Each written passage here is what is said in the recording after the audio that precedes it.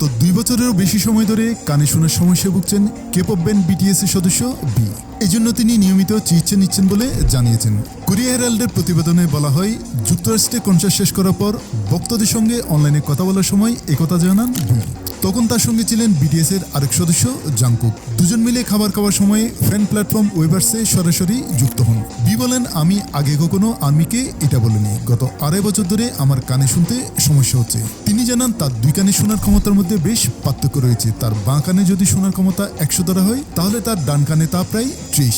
এই কারণে তিনি নিয়মিত ওষুধ খাচ্ছেন ও চিকিৎসকদের পরামর্শ নিয়ে চিকিৎসা চালিয়ে যাচ্ছেন। একই ল্যাবে জাংকুক তার পায়ের চোটের কথাও জানান। তিনি বলেন, তার পায়ের নিচের অংশে এত বেশি ব্যথা ও প্রদাহ হয় যে স্ট্রেস ফ্র্যাকচার হওয়ার আশঙ্কা তৈরি হয়েছে। তবে তার হারে এখনো কোনো স্ট্রেস ফ্র্যাকচার তৈরি হয়নি। জাংকুক বলেন, কনসার্টে তিনি ইচ্ছেমতো দৌড়াতে ও নাচতে চেয়েছিলেন, কিন্তু ব্যথার কারণে সবসময় তা সম্ভব হয়নি।